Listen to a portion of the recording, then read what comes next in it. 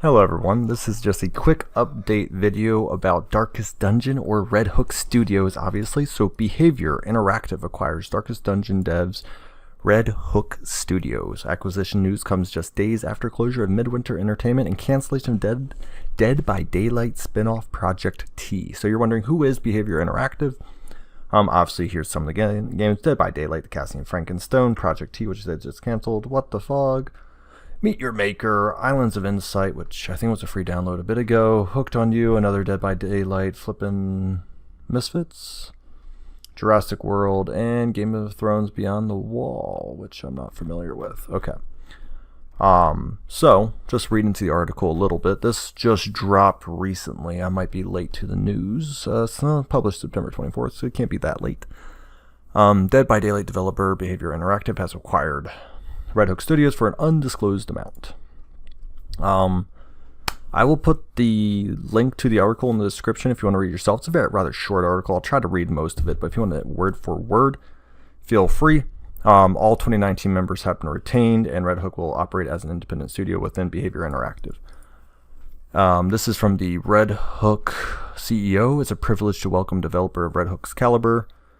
Earlier this year, we established an ambitious goal for our future plans as the publisher to make Behaviour synonymous with horror and surround Dead by Daylight with a library of similar, exceptional horror games. Our acquisition of Redhook is another emphatic step towards this objective, with more to come.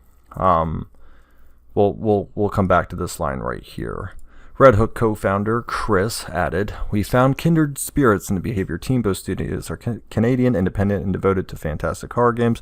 Where we differ is the scale, which opens the door to new possibilities. Behaviour support will help us pursue our vision of Redhook's future and focus on transforming Darkest Dungeon into an absolute juggernaut of the dark fantasy genre."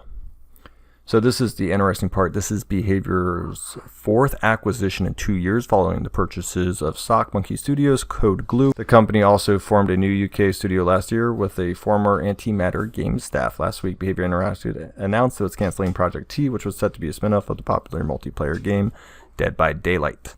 The project developer Midwinter Entertainment was shut down as a result 2 years after it was acquired by Behaviour. So shut down. So Midwinter Entertainment. So, alright. Behaviour said in a statement this was based on a diligent risk assessment and in no way reflects the talent of the team. Yeah, okay. That's a nice little line to throw in there. Yeah, I just wanted to bring this up. So I don't know what that means for the future of Darkest Dungeon or Redhook.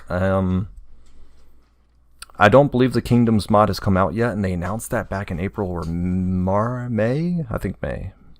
It was April or May, so it's been 4, maybe 5 months now, and they still haven't gotten out Kingdoms. I think they have mod support finally. So yeah, it'll be interesting if they're going to use, I guess, resources from Behaviour, or Behaviour is just going to fund them with money. Selling out, obviously they got money in return of a better staff and maybe a bigger name. I don't know if it'll really change anything. It's hard to say. Redhook has certainly made 2 good games, I'll say it. Maybe even objectively, if I don't agree the second game is all that good in my opinion, doesn't really matter. People think it's a good game. A lot of people bought it. They hit their budget numbers. So regardless if I think it's a good game or not, it hit budget and it really resonates with a lot of people who do play it. So clearly it's still a great game. It's still probably the best in its genre, the 4-person taking turns stuff. So I definitely can't argue that Redhook has not made Darkest Dungeon probably the example for this style of game. Maybe not roguelikes, but for roguelikes of this style, they are certainly, they got to be the cream of the crop. They got to be like way up there. So it was interesting that Behaviour Interactive bought them. I'm curious on how much insight they'll have. You don't really buy someone if you don't expect to like really make up your money in the near future. So I guess maybe Redhook made buco bucks with Darkest Dungeon 2, and I guess they maybe have something in the pipeline that really made Behaviour Interactive pique their interest, because if you think about the time frames from Darkest Dungeon and Darkest Dungeon 2, it's quite a while. So I'm assuming in the next couple of years, and I do mean like literally year and a half, 2 years. I don't know if I'll still be following Redhook by then, but I would not be surprised if Redhook drops a huge announcement about a next game. I don't know if it'll be in the Darkest Dungeon series or if it will be a new thing because of the potential team and resources they could pull from Behaviour Interactive. But if you're a huge fan of Darkest Dungeon, huge fan of Redhook, you love what they've been doing, I just wanted to share this because this could really go two ways. This could, as Chris said down here, just expand into Darkest Dungeon to an absolute juggernaut, whatever that means. I think they're already top tier in the dark fantasy of this style. Maybe not dark fantasy in general, but of this style, they are for sure top tier. Or sadly, it could end like that Midwinter Entertainment, where after 2 years, it just kind of goes bleh. So I don't know.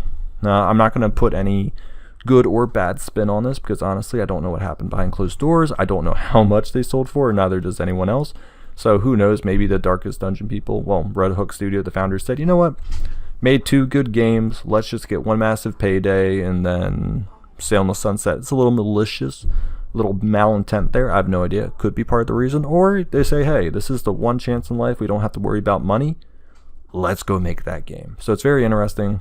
I'll be eager to see what happens the next 2 years, because I would like to see Redhook break away from Darkest Dungeon title. I would actually like to see them make a new game.